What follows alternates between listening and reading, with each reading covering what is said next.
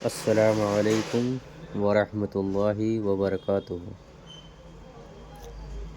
میں ناظم خان آج کچھ لائنیں آپ کے نظر میں حاضر کرنا چاہتا ہوں۔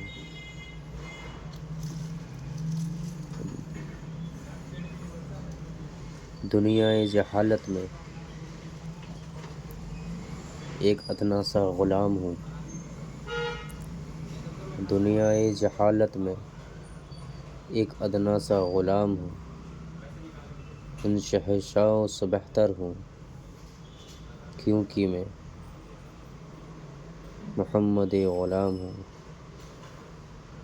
محمد الرسول اللہ صلی اللہ تعالی علیہ وسلم کس طرح سے اللہ تعالیٰ کا شکر ادا کرے۔ جتنے بھی نبی آئے ان کی قومیں، نبی رسول اللہ سے دعا کرتے تھے کہ یا اللہ ہمیں تیرے پیارے محبوب کی امت میں پیدا فرما۔ دعائیں کرتے تھے، رات بھر تڑپتے تھے، لیکن اللہ تعالیٰ کو کیا منظور تھا؟ یہ سب آپ لوگوں کے سامنے۔ ہم نے کچھ ایسے عمل ہی نہیں کیے کہ جن سے ہمیں امت محمد میں پیدا ہونا تھا۔ نہ تو ہماری نمازیں صحیح ہیں،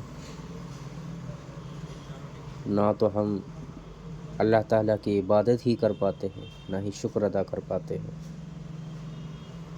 کس طرح سے اللہ تعالیٰ کا شکر ادا کریں؟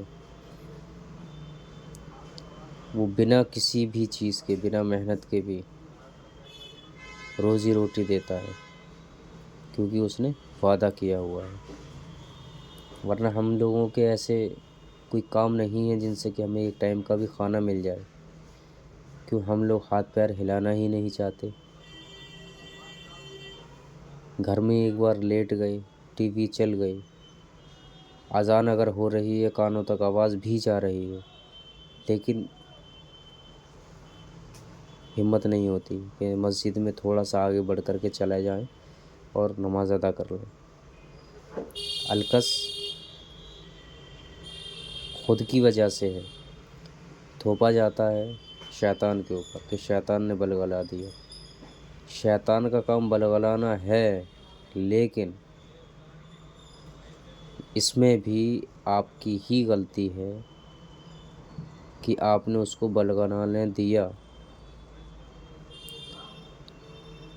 شیطان طاقتور جب تک ہے جب آپ اس کی بات مانتے ہو۔ آپ اس کی بات مانتے ہی کیوں ہو؟ یہ چیز تو آپ پہ ڈیپینڈ کرتی ہے۔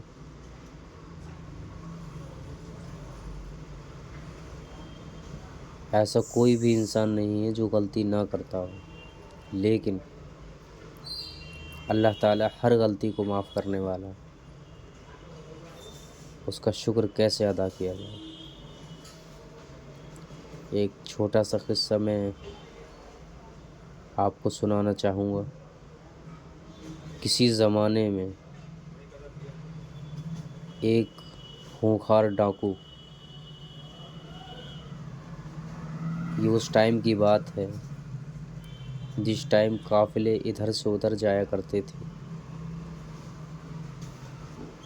اور وہ ریگستان میں قافلوں پر حملہ کر کے ان کی چیزیں چھین لیا کرتے تھے، کھانا پینا چھین لیا کرتے تھے۔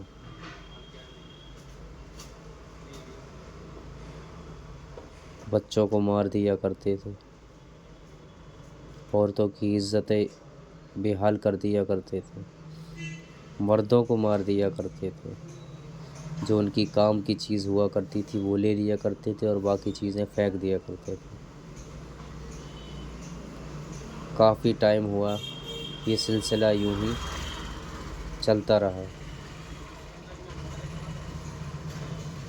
ایک دن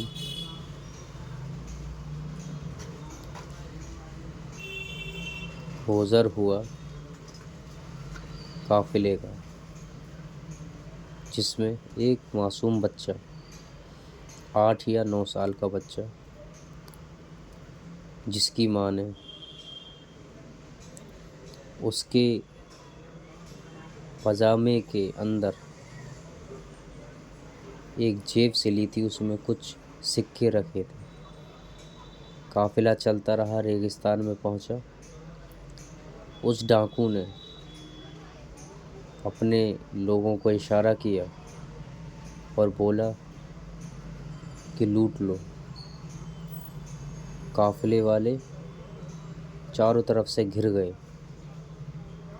ان لوگوں نے سارا مال لوٹ لیا، سب آدمیوں کی تلاشی کی، عورتوں کی، بچوں کی۔ اب سب سے انہوں نے پوچھا کہ آپ کے پاس کچھ باقی ہے؟ سب نے کہا کہ نہیں، ڈر کی وجہ سے منع کر دیا، نہیں میرے پاس کچھ بھی نہیں ہے۔ لیکن وہ بچہ جب اس سے پوچھا گیا کہ تمہارے پاس کچھ باقی ہے، تو انہوں نے جواب دیا جی ہاں میرے پاس ہے۔ انہوں نے کئی بار تلاشی لی اور غصے میں آ کر بولے اگر تیرے پاس کچھ ہے تو دکھا، کیونکہ ہمیں تو مل نہیں رہا۔ کہیں ایسا تو نہیں کہ تم جھوٹ بول رہے ہو؟ بچے نے کہا نہیں میرے پاس ہے۔ یہ صداقت کی بات چل رہی ہے۔ اس بچے کی امی نے کہہ کر کے بولا تھا کہ کبھی جھوٹ مت بولنا، چاہے کتنی بھی پریشانی آ جائے۔ ان چیزوں کو سردار دیکھ رہا تھا۔ جب اس نے تلاشی لی جب بھی بچہ کہتا کہ میرے پاس کچھ ہے، اور سردار کے جو آدمی تھے جو تلاشی لے رہے تھے ان کو کچھ نہیں ملتا، پھر بچے نے بولا کہ نہیں میرے پاس ہے، پھر تلاشی لی، پھر نہیں ملا۔ یہ نظارہ دیکھ رہا تھا سردار۔ بچے نے اپنی پاجامے کی پاکٹ میں ہاتھ ڈالا اور سکے نکال کر کے دیے۔ سردار پاس آیا اور بولا یہ سب باتیں آپ کو کس نے بتائی ہے؟ بولا کہ میری ماں نے بتائی۔ سردار کی آنکھوں سے آنسو جاری ہو گئے۔ بس یہ سننا تھا کہ اس نے اللہ تعالیٰ سے معافی مانگی، توبہ کی، اور جن کا مال تھا ان کو واپس کر دیا۔ دنیا کے کتنے بھی گناہ ہوں، سمندر کے جھاگ کے برابر اگر آپ کے گناہ ہیں، اور ایک سچی توبہ آپ کے سارے گناہوں کو معاف کرا سکتی ہے۔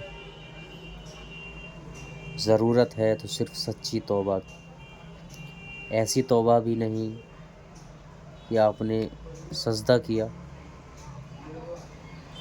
اللہ مجھے معاف کر دے کہہ کر کے چلے آئے کہ میں نے توبہ کر لی، نہیں۔